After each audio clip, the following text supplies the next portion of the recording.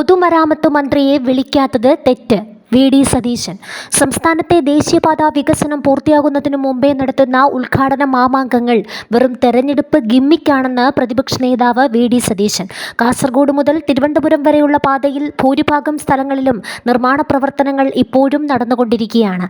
പലയിടങ്ങളിലും നിർമ്മാണത്തിലെ അപാകതകൾ മൂലം അപകടങ്ങൾ സംഭവിക്കുന്നുണ്ടെന്നും പണിതീരാത്ത റോഡുകൾ ധൃതി പിടിച്ച് ഉദ്ഘാടനം ചെയ്യുന്നത് ജനങ്ങളെ പരിഹസിക്കുന്നതിന് തുല്യമാണെന്നും അദ്ദേഹം കുറ്റപ്പെടുത്തി.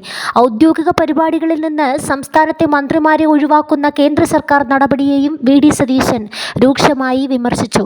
ഇത്തരം പരിപാടികൾ ആരുടെയും വീട്ടിലെ സ്വകാര്യ ചടങ്ങുകളല്ലെന്നും പൊതുജനങ്ങളുടെ നികുതിപ്പണം ഉപയോഗിച്ചാണ് ഇവ നടത്തുന്നതെന്നും അദ്ദേഹം പറഞ്ഞു.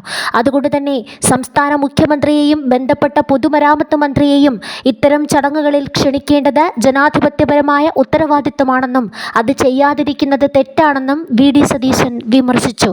മന്ത്രി മുഹമ്മദ് റിയാസിനെ ഒഴിവാക്കിയ സംഭവത്തിൽ പ്രതികരണവുമായി മുസ്ലിം ലീഗ് അഖിലേന്ത്യാ ജനറൽ സെക്രട്ടറി പി.കെ. കുഞ്ഞാലിക്കുട്ടിയും രംഗത്തെത്തി.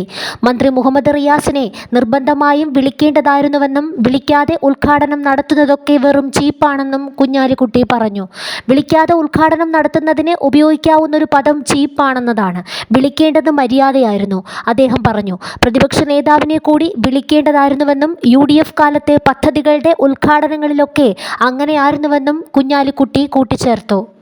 പ്രധാനമന്ത്രി നരേന്ദ്രമോദി പങ്കെടുത്ത ഉദ്ഘാടന ചടങ്ങിൽ നിന്ന് മന്ത്രി P.A. മുഹമ്മദ് റിയാസിനെ ഒഴിവാക്കിയിരുന്നു.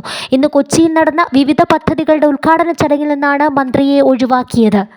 സംസ്ഥാനത്തെ ദേശീയപാതാ വികസന പ്രവർത്തനങ്ങളുടെ നോഡൽ ഓഫീസറായി പ്രവർത്തിക്കുന്നത് പൊതുമരാമത്ത് വകുപ്പാണ്.